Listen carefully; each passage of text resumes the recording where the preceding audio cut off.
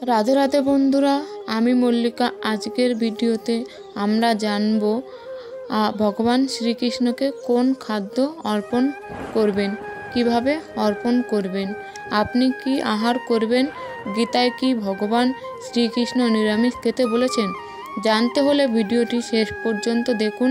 ভালো লাগলে like, share ও কমেন্টে লিখতে ভুলবেন না জয় শ্রীকৃষ্ণ। তো চলুন আজকে ভিডিওটি শুরু করি।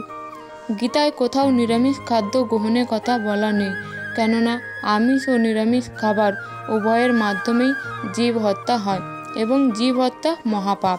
তবে আমাদের জীবন ধারণের জন্য খাদ্য গ্রহণ করা খুব দরকার, না হলে আমরা বাঁচতে পারবো না। সে কথাই বেদে বলা হয়েছে, জীবন ধারণের জন্য এক জীব অন্য জীবকে আহার করবে খাদ্যরূপে। আবার বেদেই বলা হয়েছে কাউকে হত্যা করা উচিত নয়।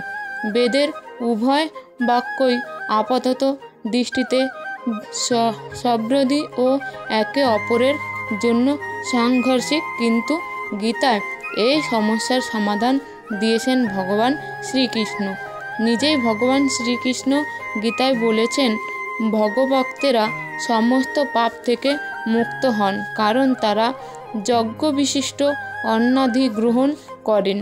যারা কেবল স্বার্থপর হয়ে নিজেদের ইন্দ্রিয় তৃপ্তির জন্য অন্নাদি পাক করে, তারা কেবল পাপই ভোজন করে।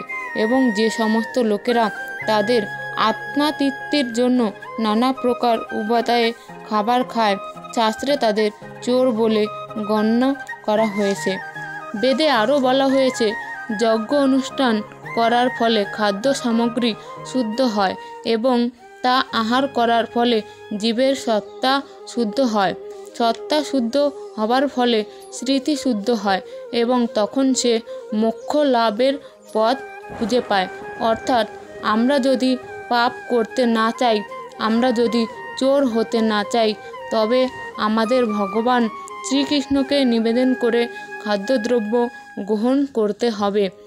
ভগবানকে কোনো বস্তু নিবেদন বা অর্পণ করলে এই জীব হত্যার পাপ দূর হয়। ভগবান সমস্ত পাপ হরণ করে নেন।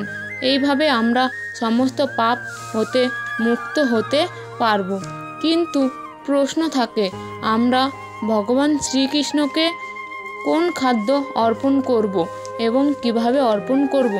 গীতায় ভগবান শ্রীকৃষ্ণ বলেছেন যে বিশুদ্ধ চিত্ত নিষ্কাম ভক্ত ভক্তি সহকারে আমাকে পত্র, পুষ্প, ফল, জল অর্পণ করেন, আমি তার সেই ভক্তিপ্রদ উপহার প্রীতি সহকারে গ্রহণ করি। যদি কেউ মনে করে মাছ, মাংস, ডিম আদি যে কোনো দ্রব্য ভগবানকে নিবেদন বা অর্পণ করা যেতে পারে, তা হবে সম্পূর্ণ ভুল।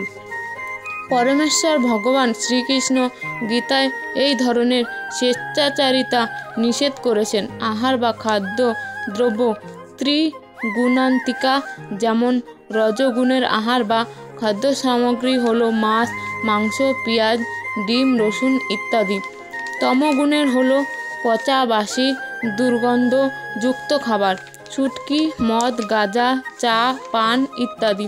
সত্ত্বগুণ হলো নিরামিষ, শাকসবজি, ফলমূল, শস্যাদি, দুধ বা দুগ্ধ জাতীয় খাবার ইত্যাদি।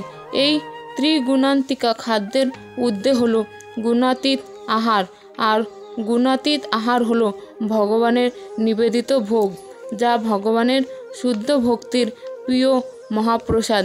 এই জন্য ভগবান শ্রীকৃষ্ণ অর্জুনকে বলেছেন, হে অর্জুন, তুমি এই ত্রিগুণের ঊর্ধ্বে ওঠো, গুণাতীত হও। এবার বিচার করেন আপনি কি আহার করবেন। আশা করি বন্ধুরা এই ভিডিওটি ভালো লেগেছে। যদি ভালো লেগে থাকে তাহলে লাইক ও শেয়ার করতে ভুলবেন না। আজকের মতো এখানেই শেষ করলাম। দেখা হবে নতুন কোনো ভিডিওতে। সবাই ভালো থাকবেন, সুস্থ থাকবেন।